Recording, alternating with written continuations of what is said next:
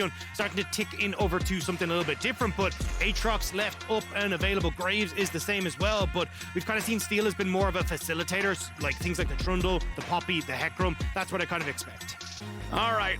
They're hovering over a couple of different things. I would not expect a blind Urgot for any reason. So the Maokai locked in first. The Aatrox is left up. The Graves is left up. There's a lot of power picks still on the table here. Yeah, I'd like to see Impact take the Aatrox here. I actually think Impact has struggled a little bit in those counter matchups, like we saw in playoffs and trying to bring the Fiora out.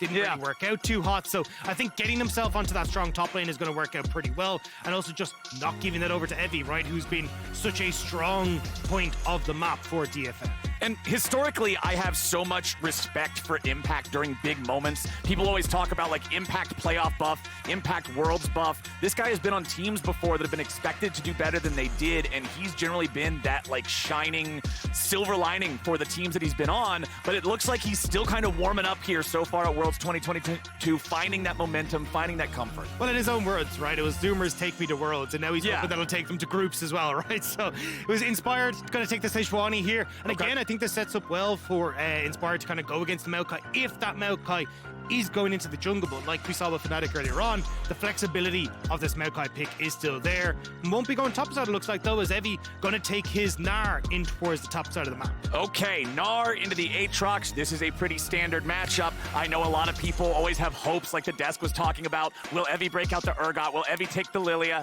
Sometimes they're just going to go with the safer bet, the Gnar. There's so much on the line here for both teams. I can see them wanting to go with something a bit more standard. Yeah, also the most played for Evie over the course of this split as well, has looked really, really good on it. Yaharong as well, covering the Ahri here. I think Yaharong has been a little bit of an unsung hero on this team as well. Like, Yutapon on picks like the Kai'Sa has been incredibly strong. Like, that has been the 2 wins that DFM have picked up, but when you actually look at the numbers, Yaharong is busting out 34% of the team's damage on average, which is kind of nuts when he's getting even less gold than Yutapon is. So, big shout out to that guy who has been having a fantastic play. Yeah, generally if I see somebody sitting at around, like 29-30% damage share, I'm like, hey, yeah, you had a really good game. 34 is, you're putting in a lot of work there, but Jojo will take the LeBlanc. I like this. He's willing to say, all right, you're going to play an assassin that can roam around. I'm going to do you one better. Yeah, an old school counter to the Ahri as well can do relatively well, where you can toss out the full combo, get the chains, and even when Ahri gets the charm in, you're able to dodge some of the Orb of Deception if you dodge back towards your own distortion. So definitely have the opportunities here for Jojo to make some outplays. It's just a bit unfortunate that you don't have someone that can offer immediate CC to try and follow up on that, because especially post 6, Yaharong should be relatively safe in this lane. Inspired can't really help out too much in trying to get involved in that.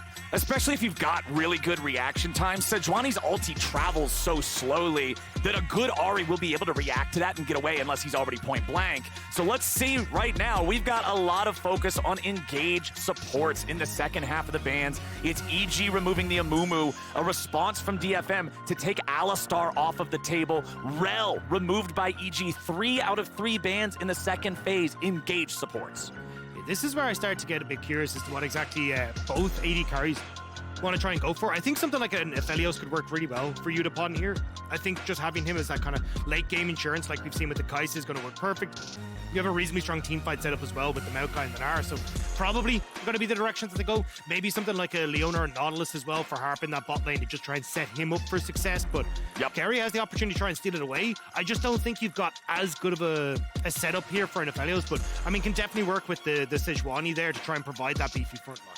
Yep, we've got the Caitlyn as the final ban there. I like the fact that you mentioned both Leona and Nautilus, because if DFM banned out one of those two, only the other one would be left, so you couldn't handshake on trading some engaged supports if that's the way you wanted to do it. But EG, go for the MissFortune there for Kaori, and it's going to be Sivir Yuumi. Okay, the Nightmare returns from 12.15. Sivir and Yuumi both taking nerfs in the time between then and now. Sivir, they're going to try to run this one in. That's a lot of speed for the team fight. Yeah, I mean, we've seen Yuumi kind of still teetering into the ban phase a little bit, especially when it comes to like the LPL and the LCK teams, but I was surprised to see the Sivir and the Yuumi come back. Still does reasonably well here, right? You've got good healing, both off the spell shield, which can do well against the MissFortune make it rain, but this is a counter that we start to see creep up against the Yuumi, and Vulcan going to bring the Soraka out to this one. Soraka, Soraka, Soraka. This is very important. Let's think back to the LCS Summer Finals weekend in Chicago. Let's think back to that semi-finals match of 100 Thieves versus Evil Geniuses that Evil Geniuses lost in Game 5 to find themselves in the playoffs. It was Huhi's Soraka that ended up being the X factor that won that game for 100 Thieves. Evil Geniuses, it's a lesson learned the hard way. It's a lesson you learn once, and it's a lesson you can put in your own pocket after. Well, they're going to have to see if it's going to work out. I feel like the Soraka was very good when we had this Enchanter support meta. Right now, look, you're against an Enchanter, but MF isn't exactly someone who's going to provide that super late game damage, right? She's very burst heavy. She want to get that ultimate out, but you don't have great setup for the ultimate with this team. That's why we traditionally see her with things like an Alistar, Leona, Nautilus, these kind of things that enable her in that regard. So although this is going to be a good matchup in the lane, it feels like the Soraka is a little bit of an awkward spot now for the rest of the composition, the way they want to play. So I'll be keeping my eyes on Vulcan to see what he can achieve on this pick. And I'm actually so interested in how these enchanters are going to play out in this game, especially with the focus on engaged supports from both sides in that second half of the draft. You know what they were expecting. I mean, when we look at champions that have been played so far in the play-ins, Engage absolutely dominates. Amumu 10 picks, Leona 9 picks, Alistar 8 picks, and then you get down and you're looking at enchanters. Where are they? We got Rakan with 2. We got Renata Glass with 2. Yeah. There's a look in there for Vulcan, you know? He's got that with the Caitlyn, but yeah, this is where I think it's going to be a bit of an interesting one, and it just feels to me like DFM have just a very easy to execute team fight, right? You have the Sivir scale, you play for that late game damage, so it feels like a huge amount of this for EG is going to be a case of, right, can Inspire and Jojo pop off on top side with impact to carry that across? And a quick reminder to everybody out there watching right now, you can link your league account with Prime Gaming to receive some free in-game content. And I do believe that things like that usually happen even more when we've got exciting games happening today. We've had a couple of bangers so far. I'm hoping for this one to be a battle. Either way this goes, let's set the stage yet again for people who might now just be joining us, who might have missed it earlier. If EG win, they lock a tie with Fnatic, who they did lose the head-to-head to, so Fnatic would have side selection, but they'd play a tiebreaker for first and that free ticket into the World's Group stage. If DFM wins, well then now we have a 3-way tie here in Group A, and things are going to get a lot more chaotic, with DFM then still having a possibility to take that coveted second spot and avoid an RNG play-ins battle you would expect. And if you want that chaos to happen, well, then there needs to be chaos in the mid lane here as well. I feel like looking at Yaharong, he wants Theo to try and help him out so they can lean down into this bottom side, make sure that Yutapon and Harp are getting control over this lane. Whereas on the flip side, right, Jojopyun gets an early lead, he gets that one-shot potential, he can become an absolute menace in the later portion of the game. And even just getting control over the mid lane gives so much room to Inspired and Jojopyun that have been the mid-jungle to watch out for, not only in the LCS, but here on EG. All right, some nice trading back and forth here. Enchanter lanes generally mean you're okay just trading health bars as a resource even more than normal because of the fact that you got the heals, because of the fact that the mana bar converts into HP. As Yaharong just going to trade with Jojo here a little bit. Going to pop that LeBlanc passive, get that one out of the way. Both mid laners not afraid to scrap here early either, as the junglers are clearing through their red side quadrants. Both junglers did decide to go for the full clear, taking the Krugs on that first time around, and Inspired will walk into the top side river. If he goes through the brush, Yaharong's going to see him, but he's coming the long way around. Really nice pathing here from Inspired. Yaharong has no idea. But Steel does. Yaharong going to get ganked here. Are they going to go even further forward? They get the flash out of the mid laner from DFM. Great charm from Yaharong there to keep himself topped up. You can see he just pips Jojopyun as he comes over the backline of the minions, so avoids a lot of the damage, manages to flash away, and Yaharong will just barely manage to survive. But this is exactly what I wanted to see from EG, playing through this mid lane and trying to get Jojopyun an advantage. Exactly, the Inspired and Jojo combo. When enabled, Jojo can pop off. He can be an incredibly clutch player. In order to even get to Chicago back in summer, he had to have an amazing Game 5 against Team Liquid to keep his team in the running to get them to Worlds in the first place. But Inspired and Vulcan are the playmakers for this team. Vulcan is not on a playmaking champion this game. All eyes are on Inspired. It's just been a really impressive showing from Jojopyun, right? Like, rookie year, goes to MSI, first All-Pro team, and now representing LCS at Worlds as well. And even when you talk about how much he learned coming through MSI, right, from Faker, from Xiaohu, and you can actually see the difference that it's made to his gameplay. We're going to have to see if he can try and enact that roaming playstyle he talked about here in trying to help EG get across the finish line. Impact actually having a pretty good time. Well, was having a good trade there at the top side of the map, but definitely losing out in the CSD apartment at the moment. But we gotta keep our eyes on everybody from DFM, man. They got some playmakers here. Keep your eyes on Steel and the Maokai. We've seen how powerful this champion can be in multiple different roles. And you already talked about how earlier, Evie is on his most played with the Gnar. This guy can come up clutch when DFM needs him. DFM can drag North America into the chaos again, just like you were talking about last year. This squad has so much heart behind them. They've been to so many international competitions. They're always about just trying to be the best version of what they've got and constantly improving. You mentioned how last year they made it to main stage groups for the first time. Boy, they would love to do it again. And this is where I need to see them try and pop off from this bottom side if they want to try and do so. Yutapon has been that late game insurance. You look at the kill share, it's been very focused around that AD carry. Even the position that Steel has had on the map has been very focused around this bottom side, and they even look to try and do so once more, at least cover the push that Yutapon has in this bot side, because if this Sivir pops off in late game fights, we know what a menace it can be even with the nerfs. Exactly, the hyper carry power versus something like MissFortune that's gonna rely more heavily just on the ulti for the AoE control, and they don't have a massive AoE CC ult to really set up for it. They don't have the Maokai, they don't have an Amumu. Jojo, again, controlling the pace of the mid lane, though. There is one combo that I think EG's bot lane has up their sleeve, though, and it's if you ever disconnect as this Yuumi, you immediately slam down the silence, and you immediately slam that ult from Kaori. And if those two hit, like, that's a dead kitty. There is no way that Yuumi's getting out of there. And that's why once we get past 6, it feels like Kaori and Vulcan will have a lot more control over this bottom side of the map, because Harp just has to stay connected because of the power of this Soraka in the lane. I mean, it's one of the only champions in League of Legends that not only doesn't want to take flash, it doesn't want to buy boots. So, not a whole lot of ways to walk away. Speaking of walking away, Evie's trying to get back away from Impact, who had to pop the World Ender there. Gnar also traded back by Evie there as both these guys hit level 6, ready to commit those ultis, trade all the way down to the very ends of their health bars.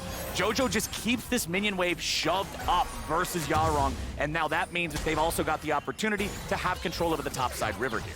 Yeah, I mean, at the moment, they're not going to be able to do too much with it. Impact is definitely struggling on this top side of the map. Just the poke that's coming through from Evie. Yep. Even traditionally, you see the Comet, Arcane Comet taken in this matchup as well, because a lot of what the damage you're trying to do is that Aatrox is going to be through poke, but going towards the Conqueror here, Impact wants to play more for the team fights later, making sure he has the heal, the extra damage that comes through as well, but it does mean he's going to struggle substantially when it comes to just being able to trade effectively in the lane. And I think that goes a little bit back to what you were talking about during the draft, about how Impact hasn't looked great in some of these counter matchups. His laning hasn't been particularly impressive so far at the competition. So if you know that you're not going to be able to get the desired laning outcome no matter what, who cares if it's a bit better because of Comet? He wants to make sure he can show up later. And that's where Impact has shown, right? Like, team fighting, his understanding of the ebb and flow of a battle, like where he needs to be positioned, especially for, well, what was Danny, now Kaori in that bot side. Like, there is a huge amount that Impact brings with his veterancy to the team fight, and is going to bring Inspired to this top side, but will be spotted by Evie. Yep, I like the fact that Inspired walked up when he did. The Gnar bar was almost charged. They know he's got the ulti ready to go again. It would be a good time for Evie to try to aggressively trade on Impact before his ulti is back up, but Inspired will foil that by showing up at the right time. Meanwhile, bottom lane, Yutapon and Harp just continue to run the show down here. They're going to grab their first plate on that turret. They've got a very, very modest CS advantage. Just want to get this wave shoved up, make sure that one's ready to crash. Vulcan's going to see if he can find anything. A little bit late on the silence, so no way to stop that Yuumi recall in time. Yeah, would have been really nice too, but Yuumi already making her way up towards this Rift Herald. You don't have the usual fighters that we used to see when Yuumi was in the meta. Instead, it's going to be attaching herself to the Maokai, so not as impressive as, say, something like a Xin Zhao, but we'll have to see exactly what DFM are going to be able to achieve here. Looks like even Yutapon as well going to start moving up towards this Rift Herald, so I'm expecting an all-out brawl, but level 6 for Kaori, level 6 for Inspired. That's the combo EG are looking to play around.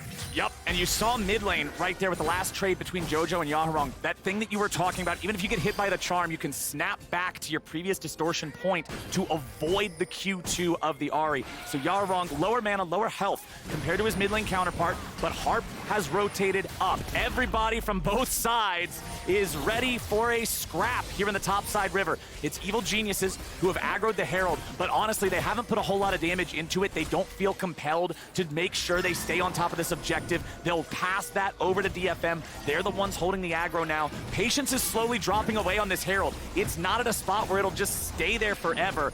They're gonna try to keep it here. But now EG are the ones who are tasked with finding an answer. Very nice engage coming out from Yaharong. First blood over to the DFM mid laner, but he dies in response. Now Heavy's gonna be caught. Impact and Inspired looking for the damage. Impact goes in. He won't quite find him. Inspired with a flash away. And Impact takes Heavy out. 2-1 EG. We may not be done here. EG still want to try and keep this one going. Low health bars, low damage. Jojo gets jumped on, but a beautiful heal coming out from Vulcan. The Soraka bait is absolutely immaculate, and Kaori needs a little bit more to find another kill. He won't quite find it. Yaharong's back. He might be able to pick up the kill on Kaori here. Yeah, it should be nothing stopping him. Just got to get past that blue buff. There it is. 3-2. The fight favors EG, but it's bloody early. Yaharong will get the movement speed to finish off that kill, but in that fight, great patience from EG. Watch the Gnar bar on Evie. They know that he's already been popped. They're just waiting and out, taking it slow. And Impact again, we talked about him in team fights. Look at the positioning.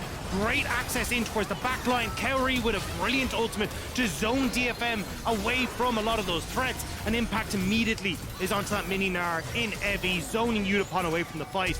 It ends up a little bit greedy, where Kaori thinks he can maybe finish off Yutapon, but just not quite able to get the damage across the line. And here's the big thing. Vulcan died at level 5. He comes back to life with the shared EXP from the kills at level 6. DFM was not expecting to have to play around the wish, and it catches them by surprise. But now, they're back into the river first, and they take the objective. Steel will manage to nick that one away right from under Impact's nose, but EG now still have push in mid, still can move over towards this Dragon. Inspired though, not exactly in a position, although he will now start to move over. Maybe they want to try and trade this, because you can still see that Steel is on that top side. So yeah, looks like Dragons will be on the card here for EG. At least they'll get something back for themselves. Now, Sejuani is not the fastest Dragon Taker in the world. She is not a Graves or a Viego or anything like that. So I would expect them to at least send a little bit of help over there, as Steel will walk up towards the top side. Impact, he's trying to play it safe, but not extremely safe. Fires off the chains there. He's not going to get away from Steel in time. Tries to pop World Ender. Healing up as much as he can there with the increased vamp of the ulti. He will survive, he'll walk away, but he does have to go back to base now. And that's a bit of the downside there. You can see not a huge amount of damage on that top side. Like, you're just hoping that Evie is enough with the Hyper to try and take down Impact, but not quite there yet. So nope. Impact gets to walk away despite having no flash. Steel has invested the ult. Even you can see Harp as well had already moved back down towards this bottom side. And this is what we're kind of talking about with the Yuumi. Traditionally, what we saw with Sivir in this bot side alongside the Yuumi was Sivir farm up, hit the late game, but you'd have Yuumi attached to some sort of fighter that could use this devastating combo, but we don't have that. Oh, swing and a miss from EG there. They wanted to try to dive Yutapon. Steel was coming in, so they try to just go for the immediate engage, insta-kill on the AD carry. They don't find it. Jojo losing out on some trades against Yaharong here in the mid lane. Fires off his chain, only gets a minion. Jojo is looking worse for wear here in the 1v1. Has to get away as he loses his clone.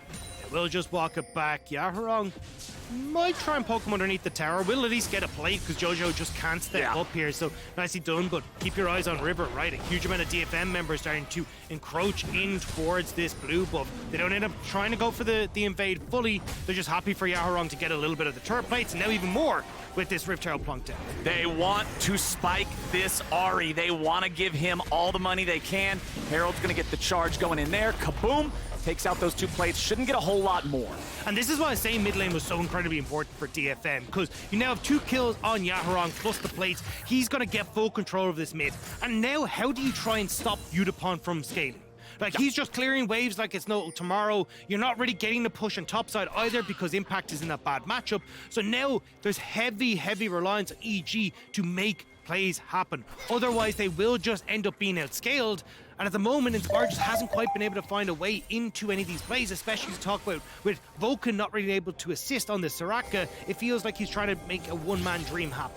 Yeah, he's gonna go up top, see if maybe he can find something here with Impact, but Evi's playing it safe. He knows he doesn't have anybody nearby. Their jungler's on the other side of the map. They want to dive bottom. EG gonna get dove now as Kaori just gets deleted. Vulcan was top 3v1, nothing to it. Yaharong trying to get away now as Jojo finds a fast combo on him, but DFM are the ones who come out on top there. They commit more guys to the bottom side while successfully playing back on the other end of the map, and Evi gets not punished. Evi does have to reset, though, because he knew there was 3 members of EG on the top side. TP's back in, though, but Oh, chain 2 connects. Jojo can't go underneath the turret first, though. Yaharong survives because they couldn't get the aggro where they needed it. Yeah, Yaharong basically had to put himself into danger there so he could make sure that Evi wasn't going to be dove after the TP back in topside. So he will give a good chunk of his health bar, but does save Evi on topside. Gives the time for Yutapon and Harp on this bot side to end up getting the play as well on the turret. So overall, DFM putting themselves in a great position. 2k gold lead, and they're the ones that have scaling in hands as well. Yeah, they did a great job managing plates. They've done a good job managing the assignments, soaking the aggro where they needed to without giving up anything of real consequence. They've got a solid gold lead. 2 minutes until the next Drake spawns. Yes, EG got first Drake. Trading away 1 Drake for a near 2k gold lead early on doesn't feel too bad at all. Yeah, and the big thing as well for EG is that they really need to find flanking opportunities for fights, right? Jojopyun wants to try and play off of lack of vision for DFM. Honestly, same when you look at Impact, right? Think about that first Rift Herald. It was the fact that Impact had gotten access to the backline that made that big difference. If you're not able to use that opportunity to get vision on objectives, and you're missing out on turrets, which means you're being pushed back towards your base, it becomes very difficult for you to actually play around vision, find these flank opportunities, and DFM can play the front to back that they want to. So what do we want to see DFM continue to do to accelerate this gold lead even further? They're in a nice spot going into the mid game now that plates are gone and everything, but the game's definitely not over yet. Jojo jumps over the wall to find Steel here, locks him down with a Q2. Inspired wants to go in. They're looking to find this kill, and they're looking to find it fast, but Yaharong's already arrived. Steel gets away. He's not dead yet. Evil geniuses find a Sejuani ulti, and Inspired comes through with the damage. Huge amount invested from EG, though, to find that pick. You can see the wave still pushing in bot side. Evi gets free time with that top side turret. Does mean DFM won't be able to put the pressure they wanted to get the mid lane turret, because that's kind of what DFM were looking for here. Get vision on the bot side. Make sure that Ahri can push in on bot. Push in on mid to try and get the turret, but unfortunately not quite able to do so as they do get picked off. Okay, Evi, let's see how much work he can get done here on the top side. Doesn't want to stick around any longer. Knows EG are resetting, so he's going to do the same.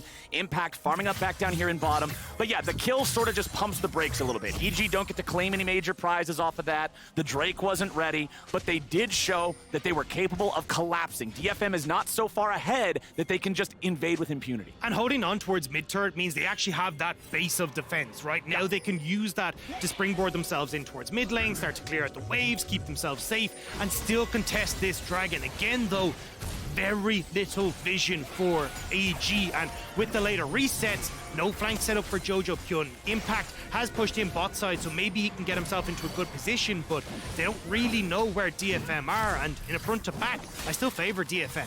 And especially in a front to back in the river, where Maokai's ultimate just takes over the whole thing. There's still some ulti timers waiting to come back online for both sides. The Soraka ulti critically for Vulcan, it's an entirely different champion here in a team fight. But EG, they're starting up the Drake. Evi has a Gnar bar right where he wants it. Impact's gonna try to keep him away. Lands the chains. Drake's still at about 5k. Impact comes over the wall. They're ready to go. Evi is already down. EG, mark him, and they take him out. DFM were just trying to do too much on the map. Yaharong was like, right, I have TP. I can use that fact to push in on top tower and force EG to play this quickly into the dragon, but because Evi gets caught out, Yaharong doesn't get the TP in time after he takes the top lane turret, and EG will get the fight and the dragon. Nicely done there, and this one does have a prize attached. They get to take the objective. Kaori using the ulti to clear out the mid lane wave so they hold on to that forward operating base like you were talking about. Now, DFM, they gotta try to get their momentum back a little bit. I will say though, with top and bot now gone, this little bastion of defense has seen a few cracks in it, although Rift Herald is low. secured by DFM, but here's the problem. They don't have anybody nearby to take the eye. Inspired's here in the front. The damage pours through. Steel is already down, and EG want to take more. Yaharong's not here. His Summoner Spellbook is exhaust. There's no way to join immediately. Jojo's clone will hang around a little bit longer, but EG, they don't stop the take of the objective. They'll get the gold for it on DFM, but the eyeball expires in the water. And that's actually a big win for EG. Again, Yaharong and TP bot lane, and EG go, oh, cool. Well, we'll just take the fight then at the Rift Carol because we know we've got the numbers advantage. We'll end up losing that mid lane turret for EG, but as I was about to say, that was very short-lived for the world. And you can push in both side lanes, and you've got an Ahri, very easy to skedaddle over towards this mid lane. So DFM would have gotten that. It's a good trade for EG, good forward thinking from the NA representatives. I mean, if you don't take that trade, if you don't stop him from picking up the eye, they can just drop the eye mid and kill the turret anyway, right? So that thing is dead no matter what timeline you're walking down. Evil Geniuses still down 1,500 gold, but up 2 Drakes. The stats from that is going to make this game feel just neck and neck with DFM. We're getting the game I wanted us to get out of this one. And this is where we got to see what timeline we have for EG. Is it the 4-1 tiebreaker against Fnatic, or is it the 3-2 where they have to reface teams like DFM? And EG wasn't the best start for them in this game, but the way they're playing this mid game, the way they're finding the picks is exactly how they want to try and continue this one forward. And as long as they can kind of keep Evie and Yaharong in check in side lanes with the wave states that they have at the moment, they can actually look for picks, look for play, get vision, and try and play around that successfully. Anathema's Chains, first item completed for Inspired. I'm expecting that to be stuck on the Sivir for the entirety of the game. Well, it's just such a smart pickup from Inspired, right? Because as we said, a huge amount of what they want to do is Inspired, Jojo, pick. Anathema's Change builds up that CC chain, and he's going to try and use it now. Okay, Yaharong though, it's Ahri. So as long as you just dash away from the Arctic Assault, he can't chain it together with his ulti, the Ahri's gone. But see the way the Anathema's Change is on cooldown? This is what Inspire is trying to do. He's trying to move it around. Every time he's looking for the pick, attach the chain to that person and extend the CC so you can actually look for the damage, look for the picks, and Evie might have found one. Evie is looking for impact, but impact is fast enough. World Ender's so good at being able to run away from these situations, giving him that movement speed bonus to retreat back to the tier 2. So we're seeing solo laners be pressured on opposite sides of the map, on opposite teams, having to use their ultis to escape.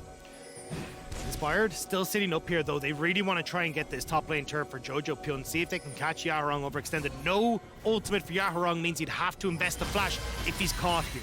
Okay, let's see how long they're willing to wait for this. Yaharong says, nope, I'm not going to risk anything. Minions, you can go. I don't want nothing to do with this. They're still just chilling. They're still just chilling. Oh, he's getting baited. Oh, he's getting baited. He's ready to go. He does not get caught. The flash is there. It actually looked like that ulti would have gone a little bit wide anyway, but he flashed for safety. He didn't want to risk it. No, he flashed it. Inspired never missed that. No. He was definitely the flash, all right? We give him those. We take those. You got the flash. That's what you came for anyway, right? Exactly. And especially when you got a mid at 20 until Ocean Dragon. Right now, no flash for Yaharong. Kind of limits the playmaking that we've seen him attempt to go for in some of these early skirmishes. It also again means that EG now get to reset. They're pushing at mid. You can already see they're starting to try and creep that vision line forward, get it out of their own jungle, and see if they can get impact pushing on side, get him into a flank position, get Jojo into a position where he can also look to deal damage to Yutapon on this backline.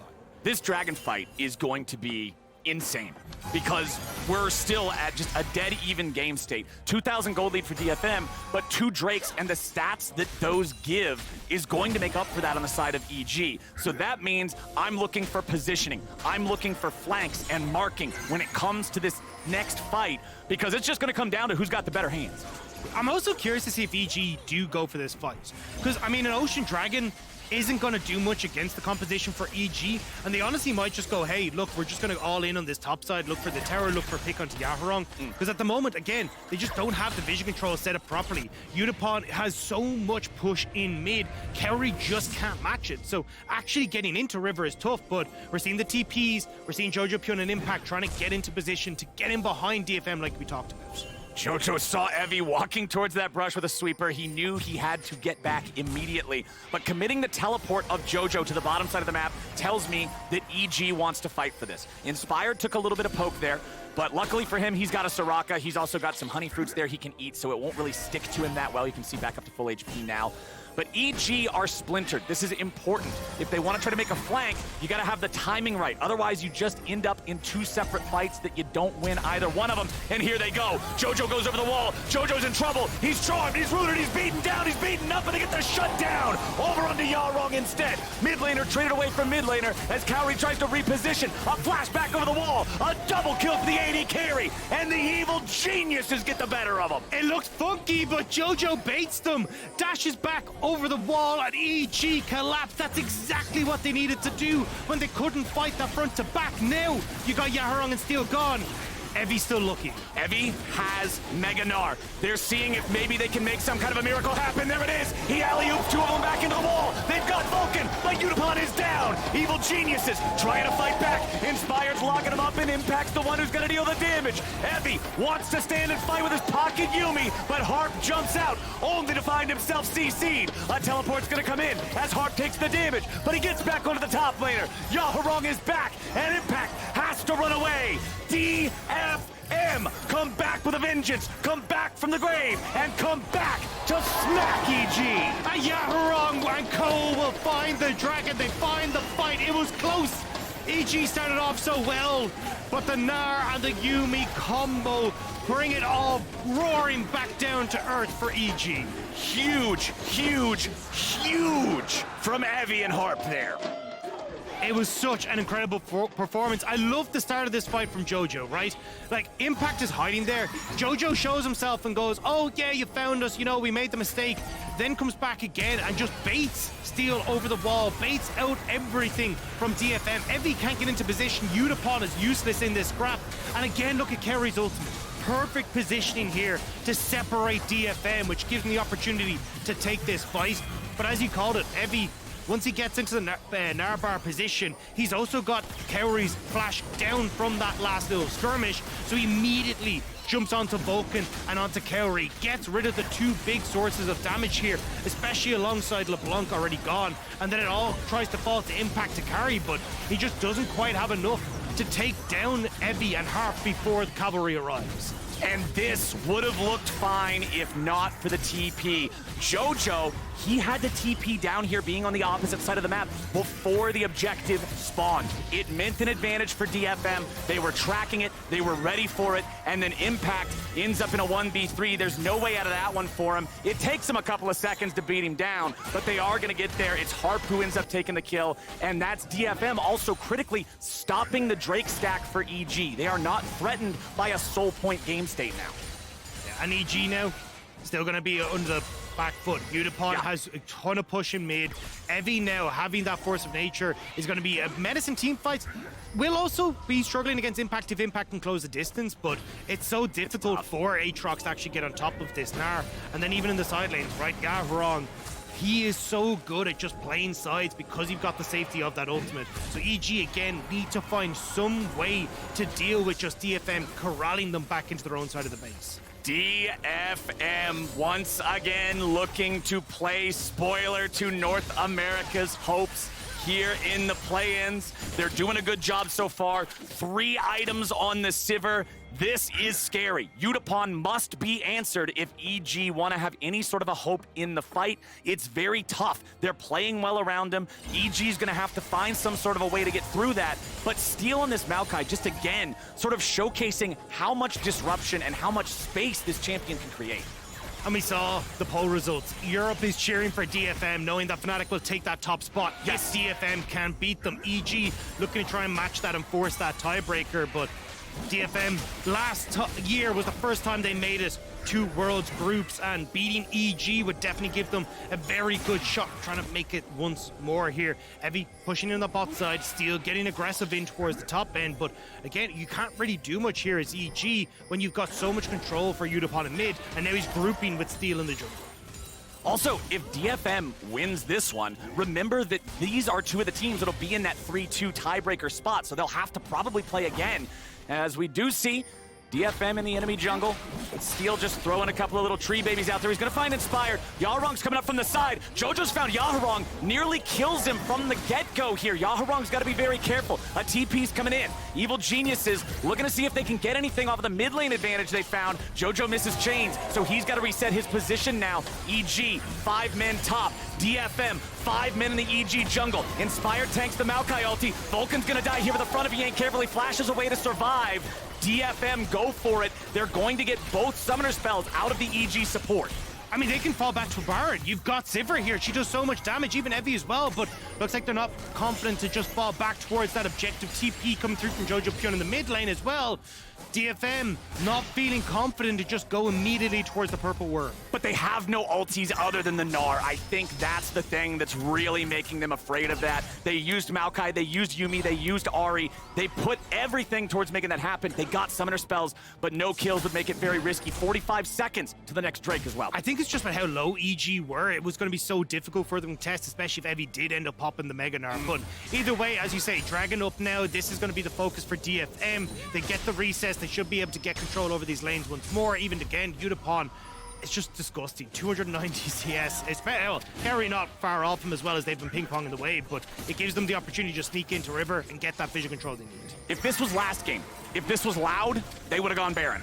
But here in this one with DFM and EG, there's a lot on the line. The decisions appear to be a little bit more towards the safety end of the slider, as we'll see if Evie wants to walk forward here. Impact and Inspired. If they catch Evie, oh, that was a very clutch hop from the Gnar to get away. Again, though, Evie every single time has been popped early on this Gnar. So again, EG back it up, but DFM are immediately turning over towards the Dragon. DFM know that they have to use this moment when Evie still has Mega Gnar, and it looks like EG instead will just back away. Unfortunately, though, not really in a position to actually do much as they move out because wave in top was already pushed in, wave in mid was already pushed in. DFM doing good on their due diligence before they went towards the Dragon.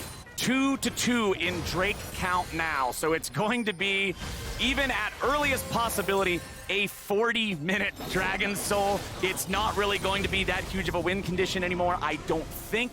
It's more down to who's got the positioning, who's got the fights. If you're EG, can you pop Yutapon before anything really starts? Can you pop Evie when he's in mini form? If you're DFM, can you set up for these big fights with Steel leading the way and the DPS just falling in line behind? Who can force the other side to play their game? But here's the thing, right? As you say, 2 for 2 in Dragons, but even look at the amount of towers that are on the map.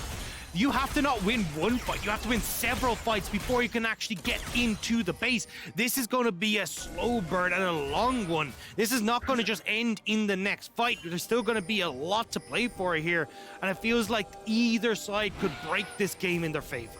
But it is really problematic. I'm glad you mentioned the towers. DFM, you've at least got all the tier 1s down, right? But EG have not taken a single turret in 31 minutes of gameplay, which really just showcases they haven't had a strong footing on the map. They haven't had the positioning that they want. They have fallen behind and lost control way too often in this game. Yeah, and it's been really tough for DFM, though, because they haven't really been finding those opportunities to use the fact, like, Yutapon has pushed mid. Okay, can we then overload one side of the map and find picks for EG? Like, EG have actually been able to get some vision control in their jungle, deny DFM the opportunity to try and play through side lanes like they want to, and that's what's giving EG the opportunity to hold on. Baron started, though, and because Steel showed, they don't know. I love the fact that they're going for it. Impact doesn't have teleport for a little bit longer. They know that both top laners teleported around the same time. They know that Impact doesn't have it because Evie doesn't have it. Evil Geniuses thinking about it. Now they got to try to get away. Vulcan's already down. Bullet time of the wall won't do anything. Goodbye. Good night. See you later. DFM gets 2. DFM are going to be able to turn back over towards the Baron. EG, they tried to move in, they face check it, and Steel says, peekaboo, I'm going to take this one for DFM.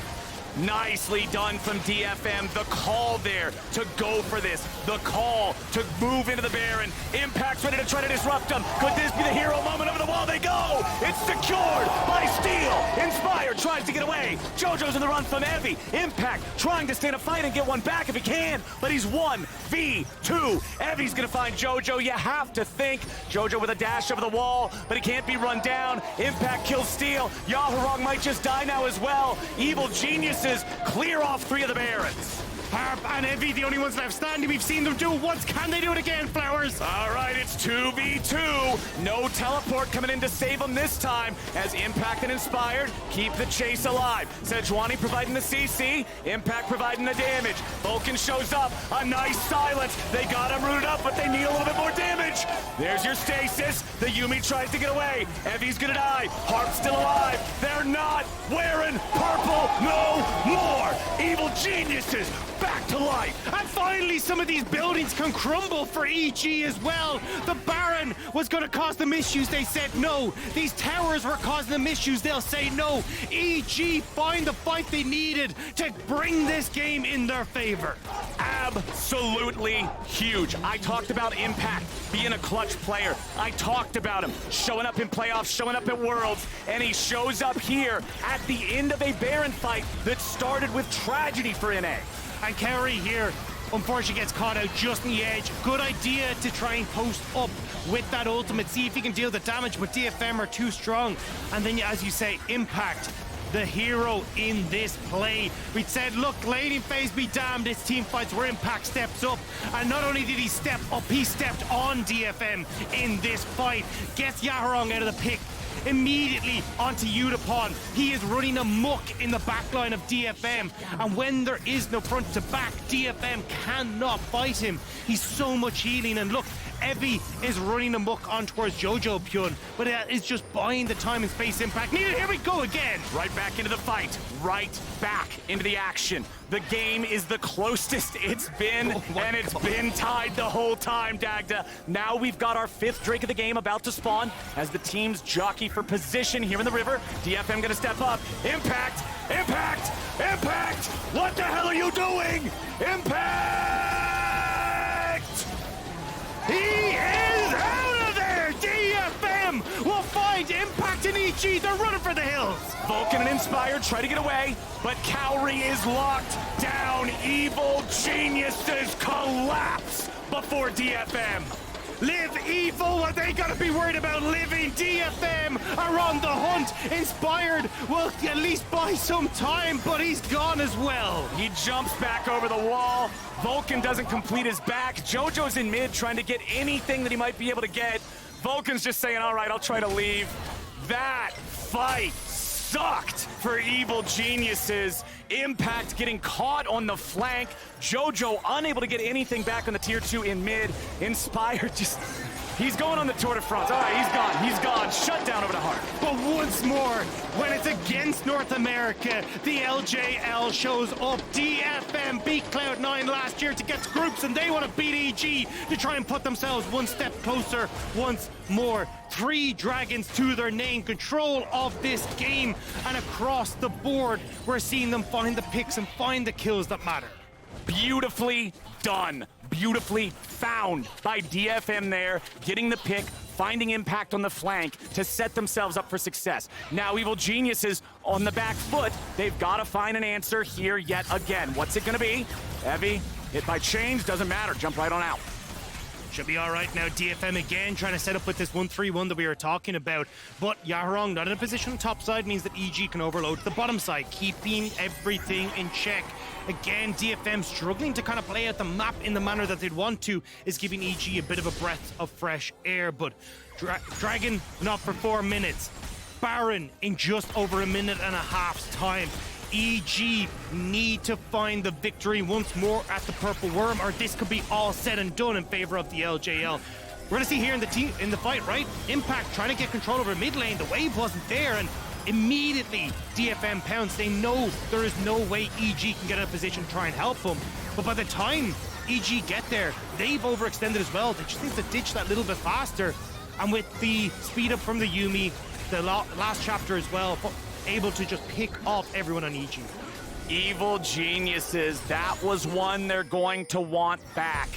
But the Baron The Baron is the name of the story. Look at the items available here on both sides. We have to take note of the playmaking tools. The Everfrost on the Ahri has been critical for DFM setting up these plays. You've got the Kimtech Putrefier for Harp, negating some of the healing that's been so clutch for Vulcan and for Impact. Impact completed Guardian Angel after the last fight, so he's got that to bring him back to life. A stopwatch on Kaori will also be a big difference maker, as will the Mikhails for Vulcan to be able to save someone from CC. This next fight, this should be an absolute bloodbath. I am just expecting 9 or 10 bodies hitting the floor. The LJL once more trying to see if they can push in towards groups. This has been incredible. DFM, I mean, they have been the best team in the LJL for so long. Evie and Yutapon able to just attract so many great players from the LJL because they have been at the top of the game for so damn long. Yutapon, 2013, he joins with DFM, and he's been there ever since, looking so good. And now again, looking great against Evil Geniuses. Can they once more push back North America, or can EG do what feels impossible right now and find that big team fight when they need against the LJL representative? Well, the DFM Death Ball has showed its face in the top lane. They will take out the tier 2 there. That one will drop no contest as they go for some recalls. A lot of spam pings around the Baron pit as Evil Geniuses just started up. There were recalls coming out from DFM. EG, they call their bluff. They're saying, we're gonna go for it. Baron's at half. Steel is nearby. If Steel lives up to his name here, the entire game, I would have to assume, is going to go with it. The Baron secured by EG and Jojo, but what about the rest? Can they get everybody away over the wall? Impact tries to dash it out. Vulcan stuck in the pit. He's probably going to die. Yaharong trying to chase after EG. A TP's coming in. Bullet time over the wall. Evie gets shredded by it as he arrives, and now he could be in some trouble, but he slams 2 into the wall with the ulti. Evie gets away. Jojo dies. EG is crumbling. Impact tries to fight. Evie stays alive. EG is aced for nothing. The resurrection will come through, but it will be short-lived for Impact. DFM have done it. They will move towards the top side. They will beat back EG, and they will once more show NA that the LGL is here to play. Japan gets it done again. EG make a smart call for the Baron, but they turn around and try to fight instead of sacrificing Vulcan, and DFM outplays them. Ladies and gentlemen, I hope you like tiebreakers, because we're getting tiebreakers. DFM takes out EG. 3-2 Electric Boogaloo, let's go!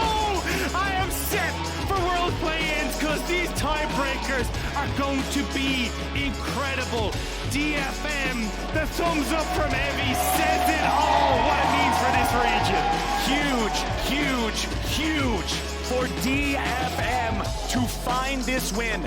This gives them the opportunity to still play for the